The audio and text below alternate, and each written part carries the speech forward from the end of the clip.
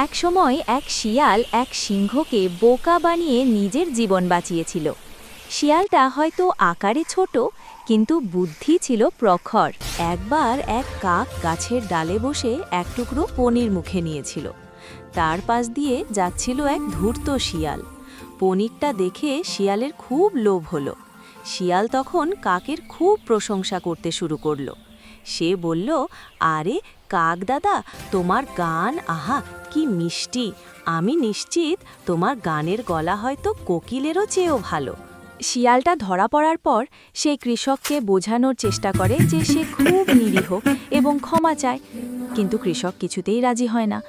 তখন শিয়ালটা একটা মতলব আঁটে। সে কৃষককে বলে যে পালানোর আগে সে একটা খুব দরকারি কথা কৃষককে জানাতে চায়। কৃষক শুনতে রাজি হয়। এই সুযোগে শিয়ালটা হঠাৎ দৌড়ে পালায় এবং রোজ সে নদীর ওপার থেকে খাবার আনত, কিন্তু নদী পার হওয়ার কোনো উপায় ছিল না। একদিন শিয়ালটা দেখল একটা কুমির নদীর ধারে শুয়ে আছে। শিয়ালটা বুদ্ধি করে কুমিরকে বলল, কুমির ভাই, তুমি কি আমাকে নদী পার করে দেবে? কুমির প্রথমে রাজি হলো না, কিন্তু শিয়াল তাকে লোভ দেখালো। শেষমেশ শিয়াল কুমিরের পিঠে চড়ে বসলো আর কুমির তাকে নিয়ে চলল নদীর মাঝখান দিয়ে। মাঝপথে কুমিরের শিয়াল এবং বাঘের বন্ধুত্ব তৈরি হলে শিয়াল তার বুদ্ধির জোরে বাঘকে নানাভাবে প্রভাবিত করে।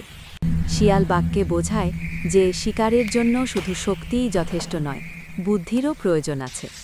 শিয়াল বাঘকে নতুন নতুন শিকারের কৌশল শেখায় এবং বনের অন্যান্য প্রাণীদের সাথে কিভাবে ভালোভাবে থাকতে হয় সেই বিষয়ে পরামর্শ দেয়। হ্যাঁ, অঙ্গুর ফল টক খুব জনপ্রিয় একটি প্রাচীন গল্প।